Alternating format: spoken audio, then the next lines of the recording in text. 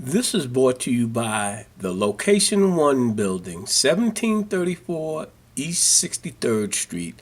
When you invest in your community, you're really just investing in yourself.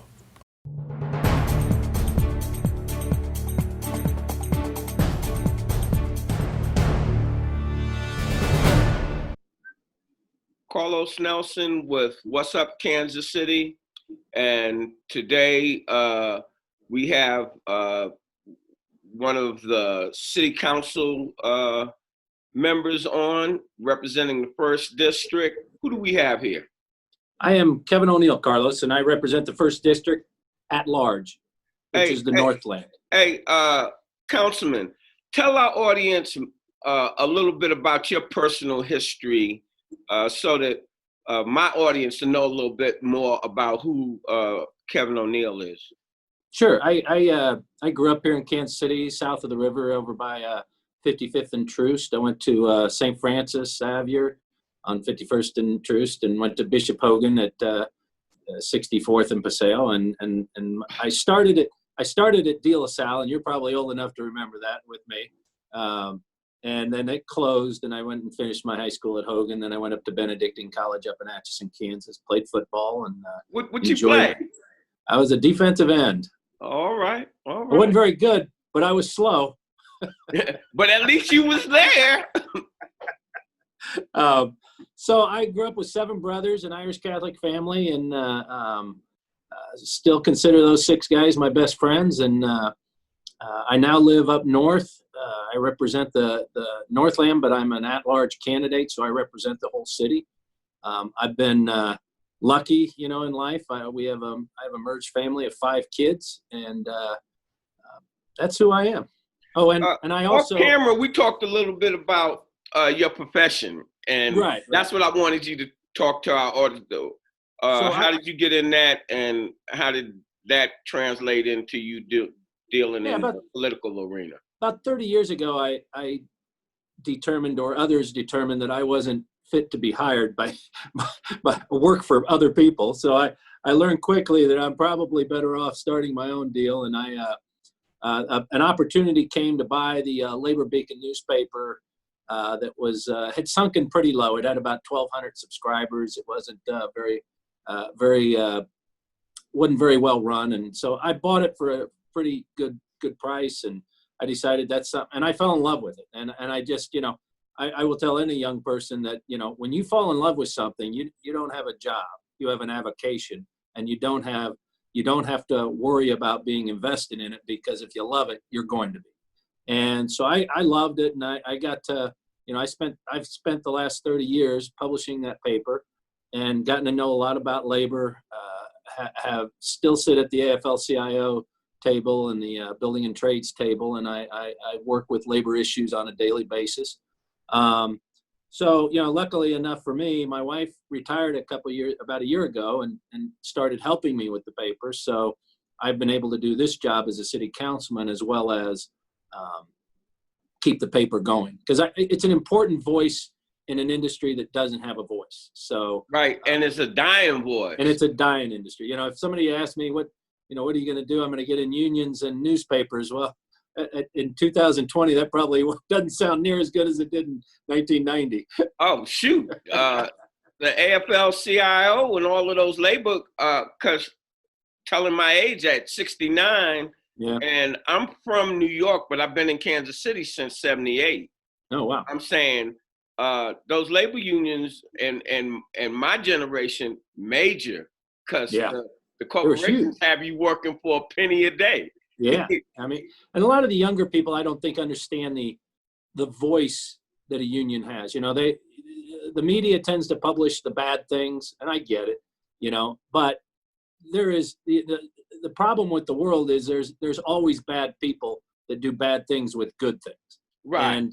And labor has had its share of bad leaders, but overall, the message for a union member is, you can vote collectively. You can discuss your future collectively versus alone. And anybody that works for a corporation knows that when somebody wants to fire them, they're going to get fired. The problem overall, and then we're going to get on to these Yeah. politics. Problem overall is education, because as it relates to knowledge, most of our kids and the last couple of generations, they don't know nothing about that labor movement. They don't know nothing. They talk that coal miner stuff and they talk all of that stuff, but they don't know how those people were living back in the 50s. And I'm 51, Right. and I seen all of this come up.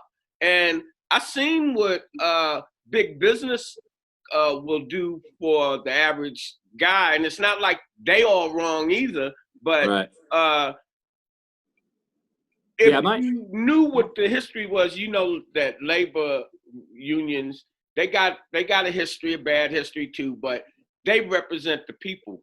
That's why Right. they were formed. When I talk about HBCUs as it relates to college, those HBCUs wasn't born because they was letting us in the regular Right. schools. Right. And so the unions came out of necessity. Now let's get off that. And what I want the first question I want to ask you, how you feel the election went the other day? I don't put a lot of stock. And the results. I don't put a lot of stock in primaries. I mean, I think, generally you're voting for people that have similar views. So I hate to, like for labor, I hate for labor to have to spend money in primary elections where pretty much whoever wins is going to represent you in the right way. I was glad to see, that Clay County, my district is Clay County, and we had a lot of issues with our Clay County committee members. Tell our community, excuse me for interrupting, where your district is, your boundaries and things. Yeah, so if you're familiar with North Oak, I'm going to give you loose boundaries. There's right. But basically North Oak from 291, which is about as far north as you can go, all the way down to the river on the east side of North Oak, and then I'm bordered by Liberty, Clay Como on the west side or on the east side, and so it's basically everything in the north in Clay County except for Briarcliff and Claymont and some of those little areas right there off of Vivian Road. Right. South of Vivian Road. So that's my district. So what current issues that you feel the city is facing and your district is facing for 220 and going into 221? Well, I think right now, I think the pandemic has set a lot of our major issues on the back burner, trying to get through this and trying to, we're struggling with spending the money, the CARES money that we're getting. We've got to get that out to the public quicker. I know Jackson County has finally relented and given the city about 16 million or something that they can spend. But we're supposed to be getting 56 million from Jackson County. We're supposed to be getting 6,000 from Platte County. And actually, at this point, the only county that's given us money is Clay County. So we were lucky you like enough. that, don't you? I don't like to brag. Your game. But we did get our money, and frankly, I think they even wanted it back. They gave it to us too quick, but we already spent it. So the check's in the mail. Check's in the mail. We'll send it right away. So that's been a real difficult proposition right now, is just dealing with the pandemic, and I think the racial tensions are have a huge impact on our city right now. And I'm really, I grew up in an area that was very diverse, and I think it's incumbent upon everybody to get to know everybody else, because it's so much harder to dislike someone. It's the fights are, we have this same problem on city council.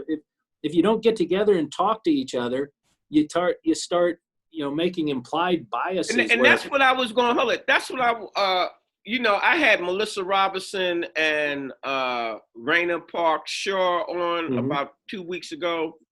And like you use your newspaper, I'm trying to use our platform. And as Sure. I said to them, how well are y'all at building coalitions with these other council people, and how can you get them to work with you so that you can work with them? And through what we're doing with Cascade, informing our community that these, you might not know all your council people, but these are some council people in the first district at large that are willing to help build a coalition to work with your fifth district and your third district and at large council people. And you need to understand that we've got to come together to get anything done for the city. Yeah. I've been able to work great with Melissa and Raina, and I really respect them because they're really smart people, and they understand the issues in their districts. They understand the issues in my districts. And we oftentimes get together on phone calls. You know, there's a difficult issue when you deal with a city council of only 12 people. And that is we're all on committees, and committees can't meet it as a quorum. You can't meet together outside of, you know, anytime you, like, if the sunshine law, I know what you're saying. It not ruins it, but it makes it so difficult to discuss issues in a private setting, which is, I think, where some need to be discussed. You know, you have to ask hard questions, and sometimes you need to do it. And so we kind of tend to meet individually with each other, and we try to get together enough that we can, you know, the seven of us that are, or the six of us that are new council people, have kind of we kind of have a pretty strong bond together. We've all been able to, you know, because we're doing this for the first time. We have our own ideas of how it should work. That doesn't always gel with how it actually works. But I'm excited. I think that we're doing some things on the council, and young, you know, new council people that are doing things in challenging old ways. And I think the key to this job is just let it roll off the back, because you're going to get so mad at somebody for not agreeing with you. And you and I have grown up in an era where I think we learned, you know, you can't just take. You got to give and take, and you got to. You know what, you saying that? When I was in high school, one night we were going. My dad was taking me to my grandmother's or somewhere, and we had just passed the BP station, and he said, "Carl, you know, you're a garneth." I don't know whether you know what a garneth is. That's a Jewish word. You're a taker. You always, like you said, you got to give and take. You're a garneth. And gave me a little life lesson. He said, "Carl, you know, everybody on the planet gets a chance at that brass ring.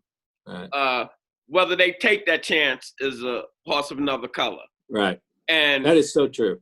And that just like you take, you need to learn how to give. And I really, that set me straight. I was just a senior in high school. No, I think that you know, our city is a great city, and I've lived in all parts of it. And you know, it's different. You know, and I always liken the difference between living south of the river is that the urban area moved south. So you had the urbanites moving into the suburbs, and that created Kansas City. The Northland was created by the rural people moving in. So you have two different mind checks on the north side of the river versus the south side of the river. Mm-hmm. And you know, I think, you know, I think each side has their biases against the other side, and it's interesting because the people are all the same. They just have different looks at things. So do you see what's some challenging issues that you see for 2021? I see the budget as being our biggest issue right now. We're going to, you know, the pandemic has caused so much effects to our budget.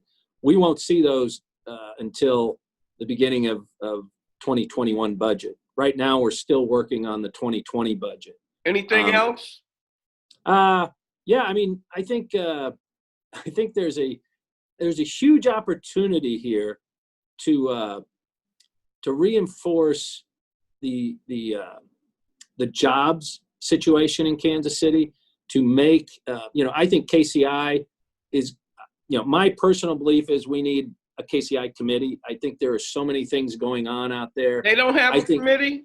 No, it comes out of our transportation committee, but we have a committee that deals with it, but we also deal with water, every other transportation mode, streetcar, everything is under that committee. And I think it warrants its own committee because it's supposed to be a transformational jobs opportunities for especially the MBEs and WBs in our city. And right now, we've lost hundreds of thousand hours to out-of-town contractors. We lost one to a steel fabricator in Quebec. We lost one to a paint fabricator down in Louisiana. The parking garage has been assembled in another city, and so all those hundreds of thousands of man hours are not going to take place on the job site. And unfortunately, if it's not on the job site, it's not subject. Benefit our community. It doesn't benefit our community. It doesn't benefit. It's not subject to prevailing wage. There is no WBMBE numbers attached to those outside. So that's I want to do this with the right price, and I understand everybody's cares about the bottom line. But when we were sold this airport, we were told it was going to be transformational. It's not right now. And let me say this to you. I'm cutting you off again. I told you I've been in Kansas City since '78. Right. I was a founding board member of the Full Employment Council. Right. I was over all classroom training. At one time, I used to own the second or third largest black construction company in Kansas City. Did a lot major work. I wasn't a front. Right. So since I've been in Kansas City, how the bid process and how these people come in from out of town, and they come with one price. The council certifies that, and then the price doubles some kind of way once the job starts. And on top of that is, I call it under the table. It's falling off the radar, and so the people they is on to the next thing. And when we start talking about these budgets, that you want to know why you don't have no money is because you've been gouged by these contractors. One of the things that I bring to the table in my role is I've been dealing with construction for the last 25 years. I know, I'm tired of these labor brokers that go out and bring in crews that pay cash.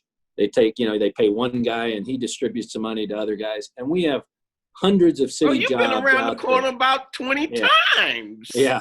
So I'm visiting job sites. In fact, after I get off here, I've got I think about 150 job sites that are smaller. Some of them might only be $400,000 jobs, but when you walk on them, you don't, and especially if there's section 100, is it section 100? What? I get all my acronyms. That's all right. But it's, there's certain guidelines that these people section 3 it's section 3 that requires certain personnel that construction workers be from that zip code or within, they have phases. And I go on these and there's nobody that looks anything like the people that live in those areas.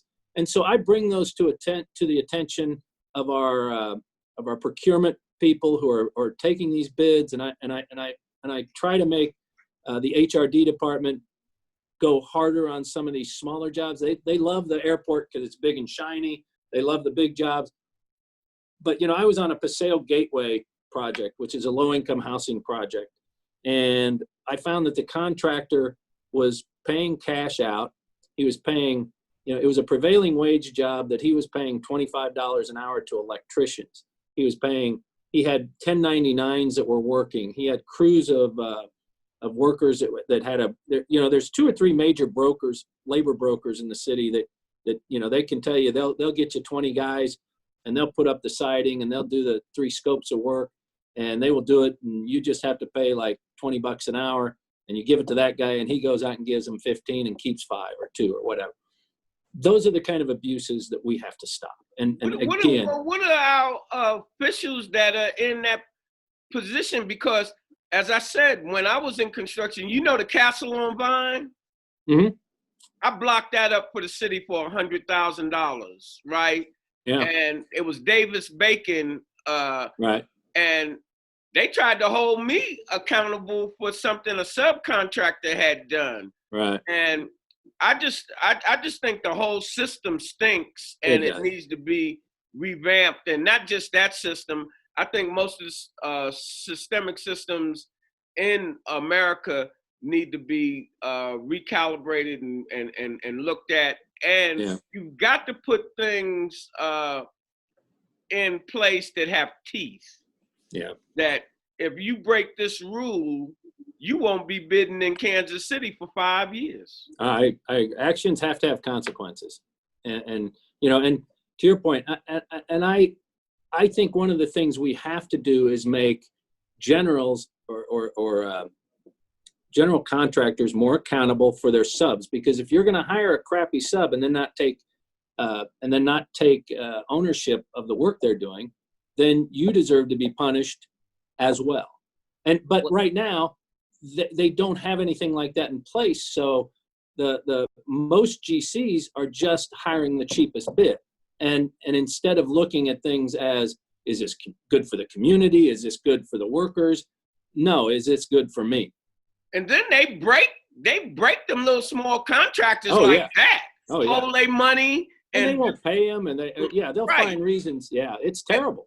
And me again, as I was saying to you about Melissa and Shar, and why I have you on the show, I think it's about time that our elected officials, that it all starts with our elected officials at the end of the day. They make the laws, they make the decisions, good, bad, or indifferent. And if you want Kansas City to be the city that you want it to be, one might have to sacrifice some relationships or some other things to do some things that make some people uncomfortable, but is going to improve our city. I think Melissa, Raina, and several of us, while we have differences, we agree that there are a lot of things we can work together. My cohort in the first district is Heather Hall, and Heather and I are pretty much diametrically politically opposites. She's very strong Republican, and I'm a very strong Democrat. But the beauty about it is we don't have issues in the city that deal with Democrats or Republicans. We have issues that deal with residents of Kansas City. We have to get on the same page on those issues and leave all the other BS out where it should be. How do you feel about the reopening of schools? I don't like it. I don't know enough, to say they should or shouldn't. I'm just your gut feeling. That's me. Me too. Yeah. I'm not in education or nothing, but my common sense. Yeah. If the news, if I'm not doing the Trump thing, the fake news, if the news is halfway accurate about these cities that have opened up, and then a week, 2 weeks later, they're closed. Yeah. What are our people really thinking about? Do they think our economy really means more than the health of the citizens? And I just can't. I'm saying I'm not the smartest or the sharpest knife in the drawer. But if one person can catch it, and then you around a lot of people, it's not making sense. It might be making sense for the business community, because that's what it seems like. The corporate community and the business interests have really taken over American politics, and the decisions that are being made are not really good, sound, well thought out decisions. And I think this is me taking over the interview. People say, Nelson, you take over the interview. But I thought that when we had the shutdown, the lockdown here, I thought that if that lockdown would have went another 30 days, Kansas City would have been halfway in the clear. Right. And we've seen that in other cities where they did it longer, earlier, But they were very, I'm afraid our shutdown was kind of like a slap on the wrist, that try to do your best and that'll be enough. And people take that. And if you hear your president saying one thing, your governor saying one thing, and then your mayor saying another thing, and the people that, politics is all about what you want to hear.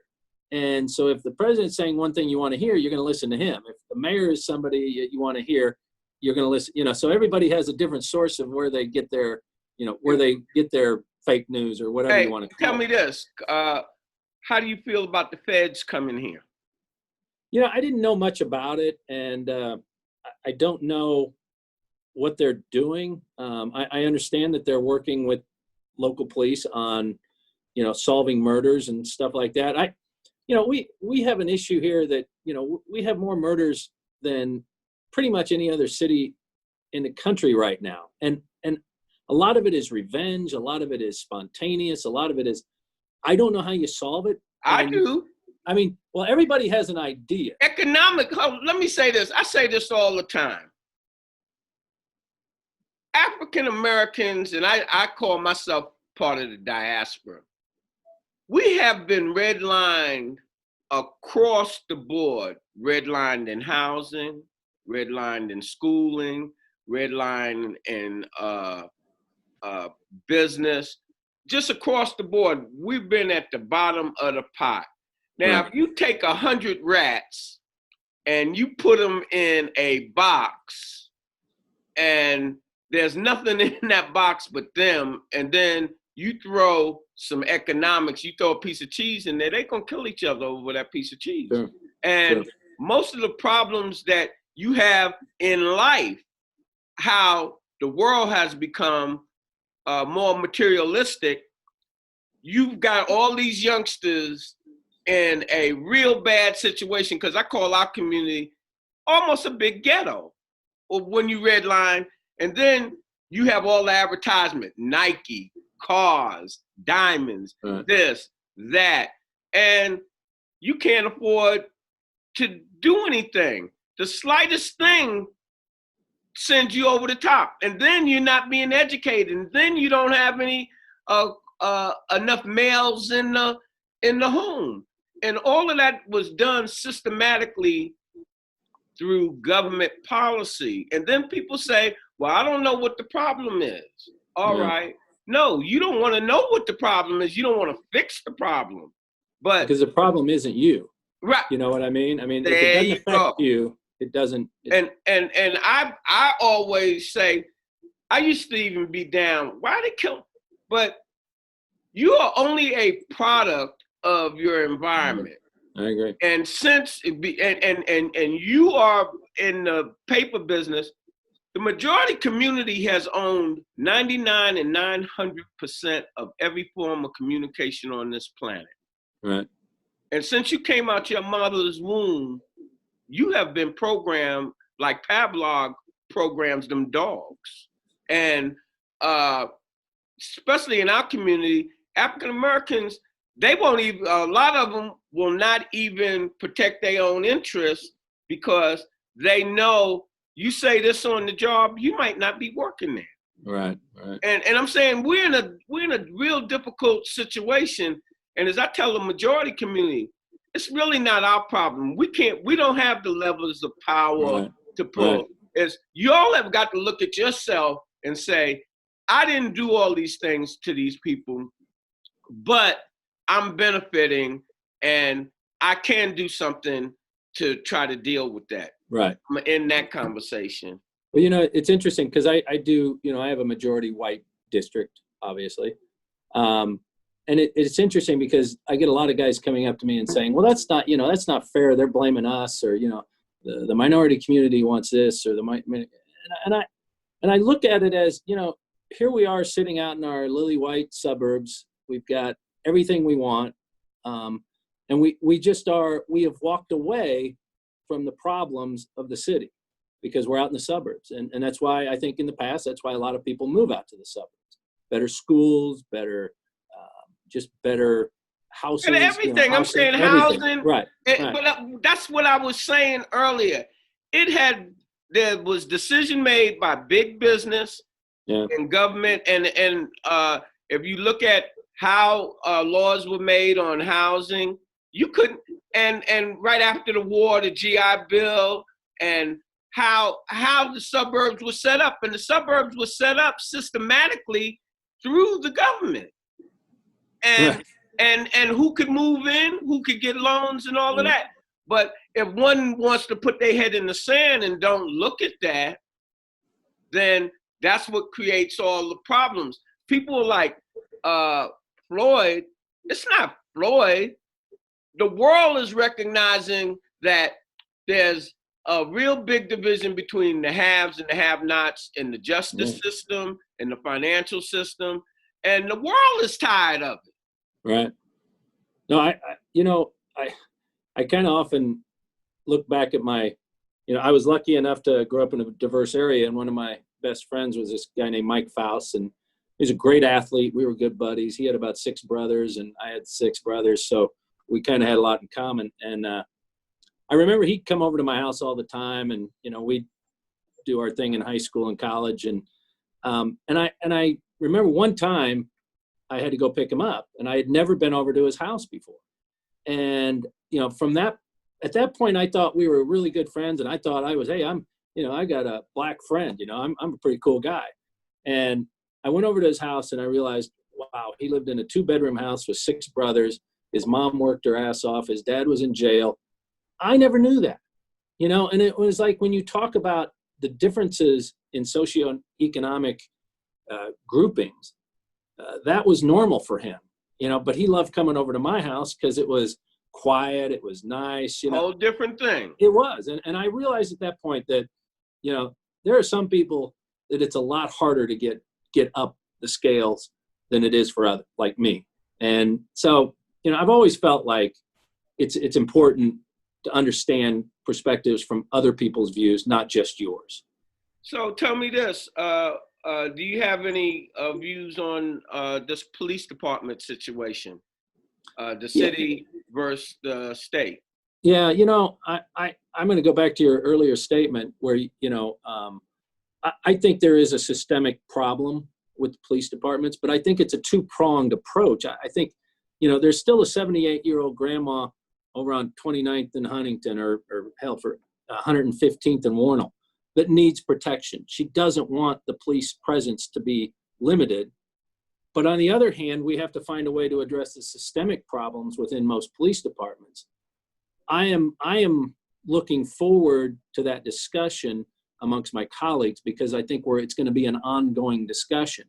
I am ambivalent towards local control, because I think, at some point we kind of already have local control. We have 5 people that, and when you look at everything that's happened in the last 5 months, the protesting and all that didn't change because you had local control or not local control, because the majority of cities that face that do have local control. So it's a problem that I think goes beyond that. I'm willing to, whatever the decision is for local or statewide continued state control, I can live with either one. But what we have to change is the way we police. And I think the police are committed to that. I think we have a council that's committed to that. It's the issues we have to address are so large that they're not going to be solved in the time. The 20-year-olds that are out there protesting are going to be very disappointed by how long it takes to get change. As you and I know, I grew up in the 60s. Change didn't happen overnight. I mean, when Martin Luther King got shot, I remember that. I remember when Bobby Kennedy got shot. I remember all those things. And I remember the protests even then were just as strong as they are now. And the same issues we're dealing today, we dealt with in 1968. And that's scary that we have not changed in that Well, law. all of that, to me, all of that again, you led off your conversation with systemic change.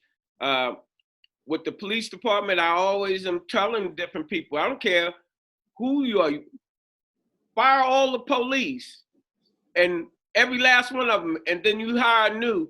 if you don't change the system, you're going to have the same results because they're only how they're being trained, and what the system say is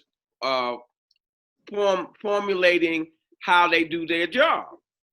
Right. And those are some fundamental changes that. Well, and I think in addition to that, I think the one problem we have is we have such a bad reputation within the Black community that they don't want to be police. And if you're going to have change, you've really got to have members of the community join the police department to help formulate that change.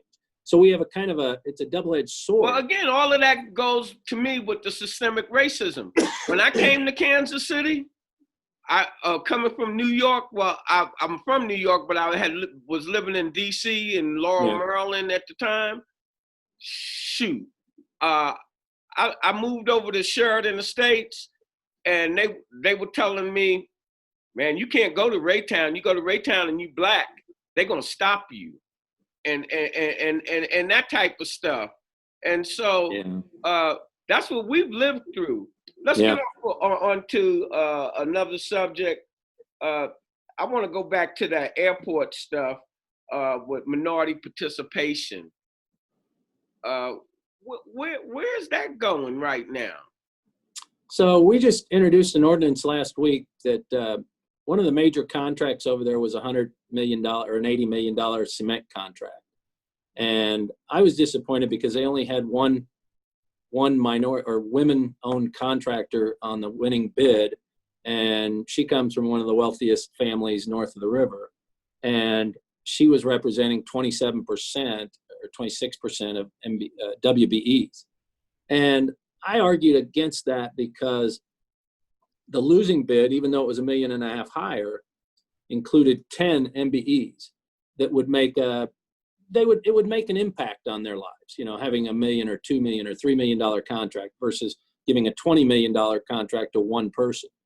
I think the WBMBE program is transformational only if it's done correctly. Let me tell you this, I don't believe in WMBE. I'm like, white people don't have to prove that they white. Why I gotta prove that I'm Black?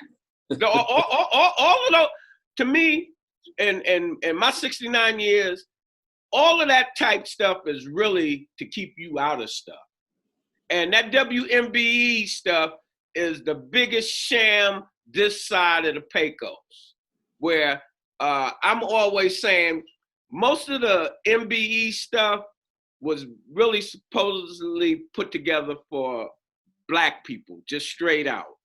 Then they came in with the WMBE, where the contractors could have their wives and this and that, right. and they get certified. Then they say, well, we have the gay community. Then they say we have the disabled community. And they always put all of that in the pot that was supposed to serve the Black people. And then they want to know what's wrong. The game is rigged. And all you need to me, all you need to do is acknowledge it and work on it. It's beyond pointing fingers. It's more, how do we fix this? And as I agree with you. It needs to be fixed, but that's easier said than done, because if you take that away, then and there are no goals, and all of a sudden we can't question any contractor that comes in front of us, then I think it's just going to get worse, because as you well know, it's a buddy system. We hire our friends, we want people that we know that are like us to work under us or with us. It's a sham in the way that, it shouldn't be necessary. I agree with that, but it is. I mean, we know what would happen if there was no. But I think there could be a better situation figured out. I had Crosby on, Kemper, and we were talking about the airport and what have you.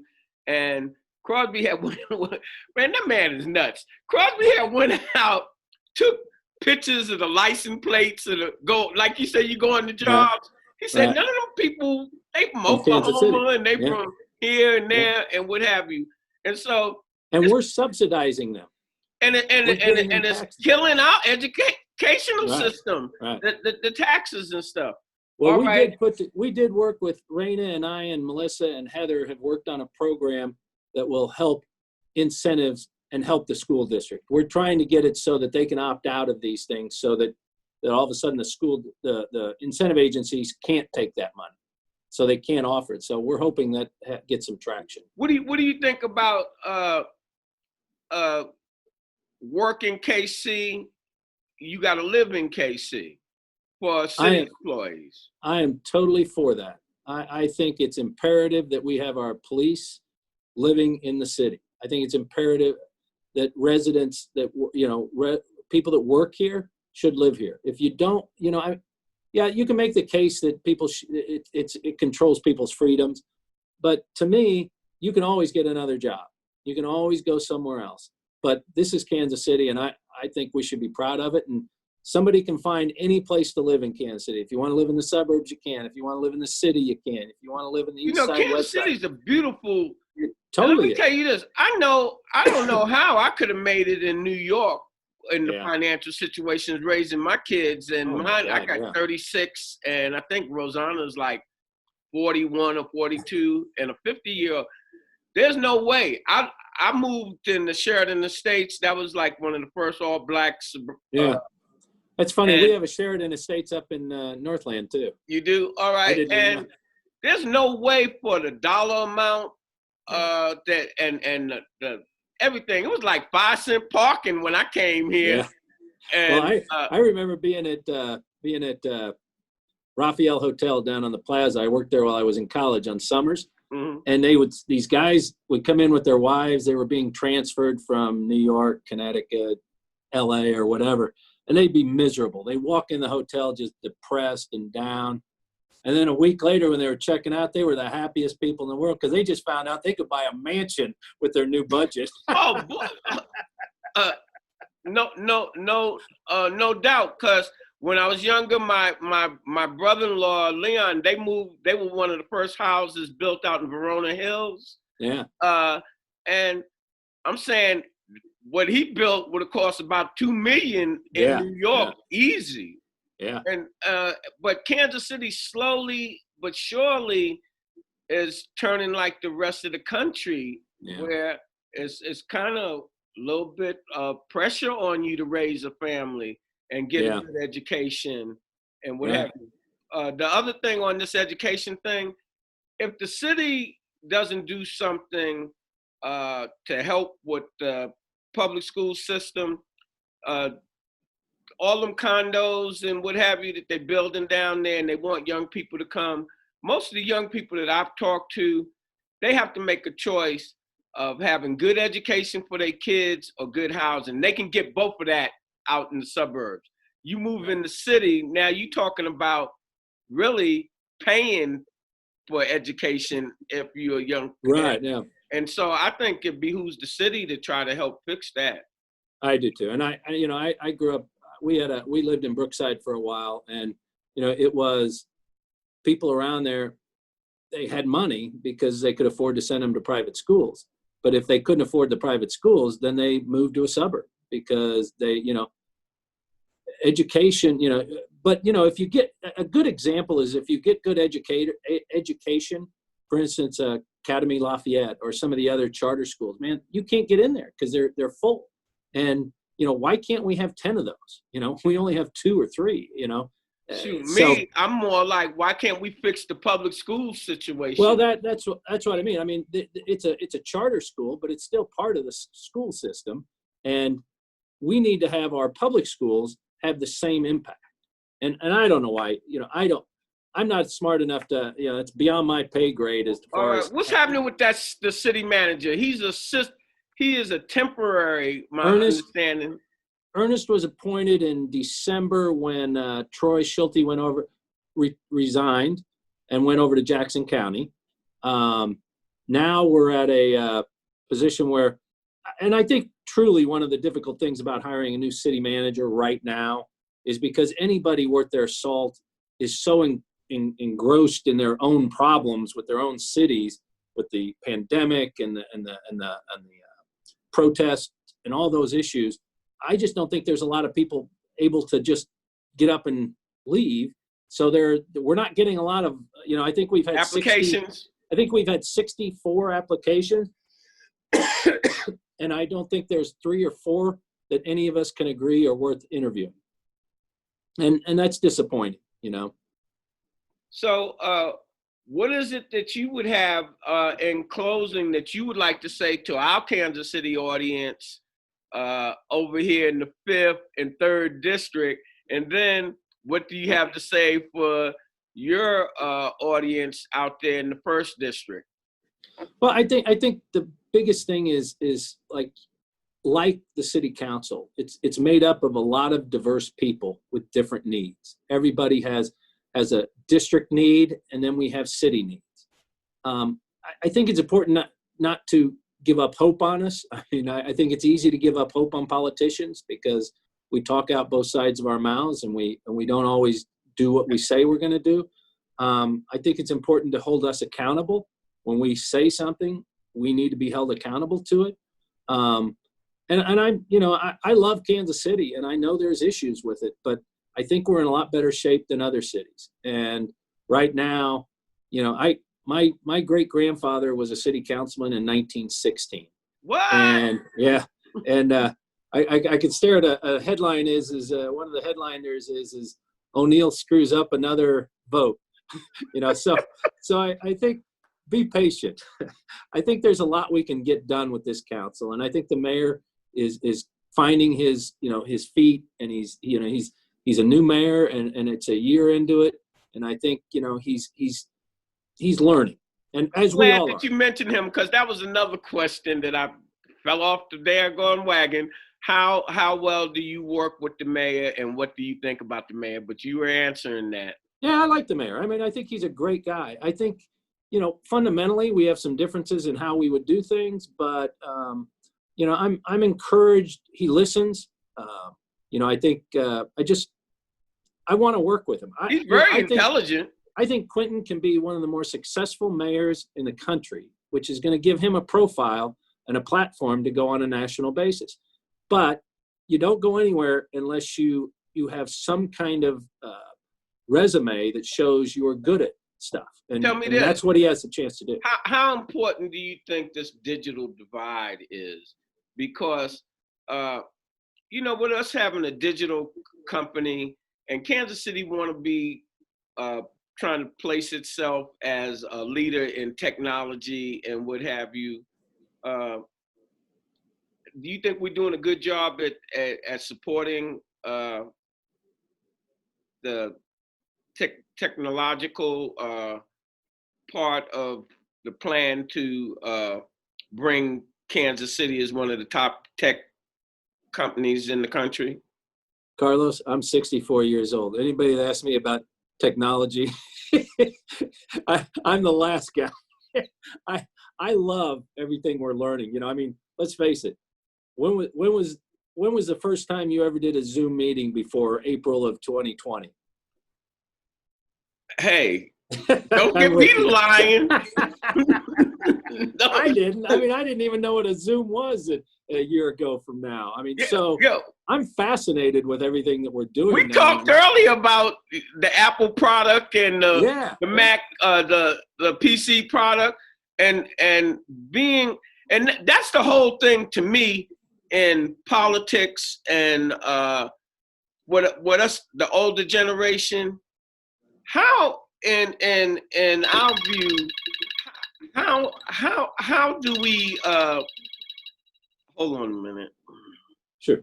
How do we look at society and everything when we're not really equipped? Because with the Instagram, the TikTok, and all of these other different platforms, how do we really understand that and digest that when that's not from our generation? I feel real uncomfortable learning some of these new skill sets. Yeah, I'm with you. I have a legislative aide, thank God, and it's a young people's world, and I get that. And I've been through and you have as well, we've been through our learning processes of all the various stages of technology we've gone through. And you kind of get weary at learning new techniques as you get older. So I think for us older, those of us over 60, I'm fascinated, but you know what? I need somebody to show me the button to push and the audio to talk, and I'm good. When you talk about Zoom, let me tell you this. When we did our first interview with the mayor, this is like 2 months ago, they didn't even have Zoom. No, I mean, yeah. And they was like, how does this work? Yeah. And I'm like. And these are young people, very technical. So I think we've all had to learn, a lot. Most times in life, you just learn as you go and as you want to. We were given a chance on this. Everybody had to find remote ways to get together. And so it's kind of forced everybody to be on the same level in a certain industry that we never had that. Hey, Kevin, it's been a pleasure having you on. And I know people always, with these titles, how you call him Kevin? He's the city councilman. But his name was Kevin before he was the city councilman. And it's going to be Kevin afterwards. Yeah, right. and I try to have, like, as I said in the beginning, unorthodox interviews. I try to just be like we at home, drinking my coffee, and we're talking about different subjects. Nothing really specific, but talking about the city and what's happening. And what I would ask you, I'm looking forward to trying to bring each one of our council people on at least once a month. So that if there's some things that you're doing that you want to get out, that Cascade Media Group, we're here. Zoom is the future. You don't have to say, I can't come in to do the interview. Hey, let's do it at midnight, just before in your pajamas, if that's what exactly. and give some information out to your constituents and to the community. Yeah. So in your closing words, what do you have to say to your constituents and to the overall Kansas Cityans? Well, I just think that I'm an elected official. People voted for me, and I don't forget that, and I try to. I know I'm going to make people mad on some votes, but I'm not a one-time, or how would you say it? I'm not a one-stop shopper. I don't have I can be persuaded on anything if it's logical. And I think that's what I ran on. I think logic means you don't just take straight votes on things. If it's a police, you don't just go this way. If it's a neighborhood, you just don't go this way. There's a lot of factors that go into every vote we take. And I'm going to be against you sometimes, and I'm going to be for you sometimes, and it's just my way of viewing things. So be patient. Councilman, it was a pleasure having you on, and I thought this was a very interesting conversation, even though I talk a lot. No, I enjoyed listening. I enjoyed listening. I think this is the key to solving some of the problems, having conversation, genuine conversations, not that plasticity, and then getting those conversations out to our public. Hey, did you see that conversation with the councilman? That was it. This is who he is. This is what he's talking about. Oh, yeah. Yeah, I think that's important. It all starts with the conversation. Me and funny, about a month and a half ago, me and Brandon had a yelling match out on the floor, and afterwards, we were both felt bad about it, and I think he did just as bad as I did, and I just think that civility is important, and I know sometimes it's hard. I'm a stubborn old guy that we set in our ways. I already know.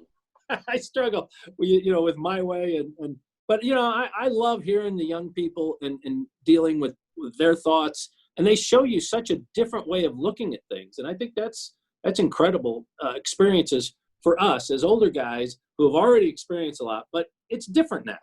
We can't just sit back and say, I know everything. I'm 60 years old. Hell, I've done that. It might work now. I like your approach, Councilman, and I'm not a suck-up artist. Well, I'm not running for any other office, so. Yeah, but that what you explained, we see things through a different lens, and these younger people are seeing Sure. through another lens, and Right. we're trying to grapple with what our experience versus Right. what they're saying how things should be going, Right. and that's real hard. You are going to vote against Sure. certain things that Right. maybe in the past, because my godfather is called the capo, and when I was a younger man in construction and all of that, he had me on the citizens. That used to be one of the major. Citizens Association. Yeah, and I was Sure. like, myself and Henry Lyons came up with that 2-term limit, Yeah. right? And I really wish I hadn't have done that. I know. and hold it. And in retrospect, and that's what I'm saying about their viewpoint versus our viewpoint. I was more interested in people staying in these offices forever and using them as their personal, Sure. all right, fiefdoms or what have you, Right. and didn't realize that it takes so long for you to even learn your way around City Hall. Yeah. Yeah. But by the time, it's like the war. By the time you did 2 terms or a term in Vietnam and learned what the deal is, you're shipping out. Yeah. And so you're bringing new people in that don't know the ropes. Yeah.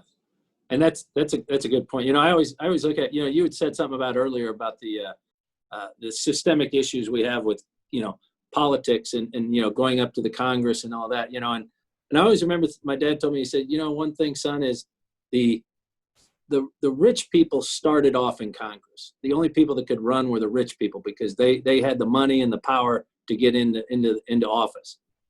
And then all of a sudden it became the people that went into office were the people that became millionaires after they got in office. And now we're run by our country is run by people that are either going in there because they're filthy rich or going in there because they're going to become filthy rich.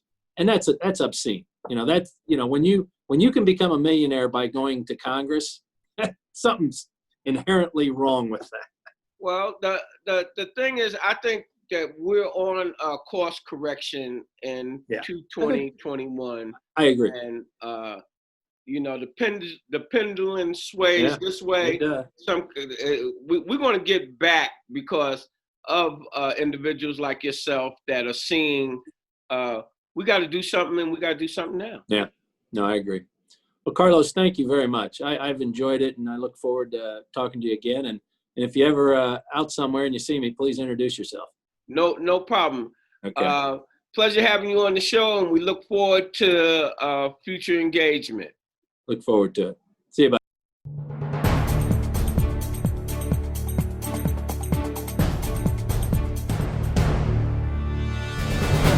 Program is brought to you by the Kansas City Business Association.